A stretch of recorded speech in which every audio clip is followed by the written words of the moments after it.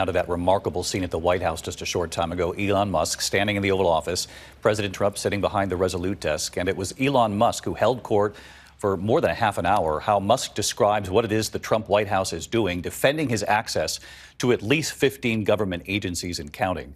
Elon Musk was asked if he's being transparent, if he's policing himself, and if there's a conflict of interest given Musk's own company has contracts with the Pentagon. Our Rachel Scott asking many of the questions.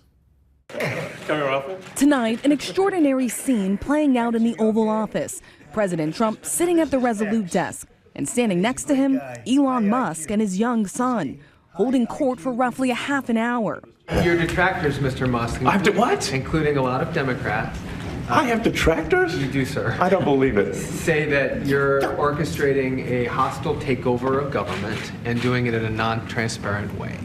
What's your response to that criticism? Well, first of all, you couldn't ask for a stronger mandate from the public. The public voted, we have a majority of the public voting for President Trump. We won the House, we won the Senate. The people voted for major government reform.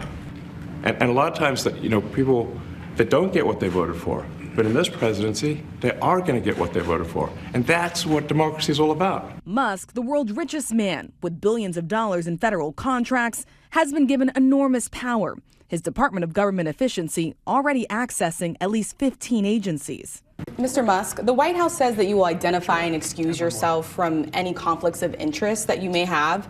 Does that mean that you are, in effect, policing yourself? What are the checks and balances that are in place to ensure that there is accountability and transparency? No. Well, we actually are trying to be as transparent as possible. In fact, we post our actions to the Doge handle on X and to the Doge website.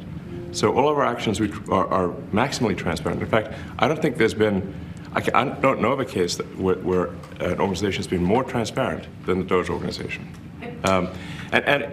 So, and the kind of things we're doing are, I think, very, very simple and basic. These are not individual judgment decisions. These are about simply having sensible checks and balances in the system itself to ensure that taxpayer money is spent well. So it's got nothing to do with, like, say, a contract with some company of mine at all. But if there is a conflict of interest when it comes to you yourself, for instance, you've received billions of dollars in federal contracts when it comes to the Pentagon, for instance, which the president, I know, has directed you to look into. Yeah. Are you policing yourself in that? Is there any sort of accountability check and balance in place that would provide any transparency for the American people? Well, all of our actions are fully public. So if you see anything, you say, like, wait a second, hey, Elon, that seems like maybe that's, there's a conflict there. It's not like people are going to be shy about saying that. They'll say it immediately. Including you yourself. Yes.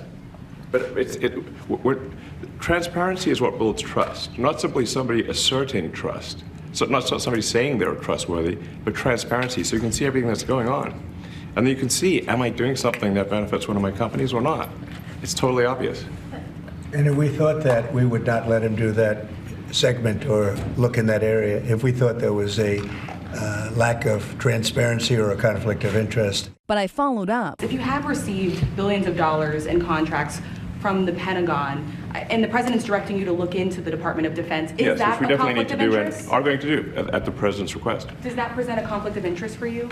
No, because you'd have to look at the individual contract and say, first of all, I'm not the one, filing the contract. It's people at SpaceX. Musk and Trump have complained several of their plans are stalled in the courts, raising concerns the administration may defy a judge's orders.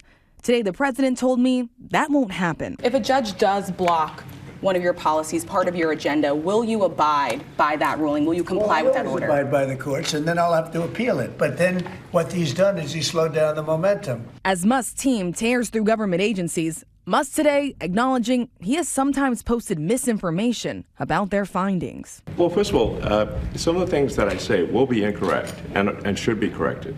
So nobody's going to bat 1,000. I mean, we will make mistakes, but we'll act quickly to correct any mistakes. And David, there in the Oval Office, it was clear just how powerful Elon Musk is in this White House. And tonight we're learning he is about to be even more powerful. The president signing an executive order that directs all federal agencies to work with Musk and his team to cut staffing and limit hiring. It also gives Musk the broad authority to decide which positions in this federal workforce should or should not be filled, David. All right, Rachel Scott right there in the briefing room tonight. Rachel, thank you.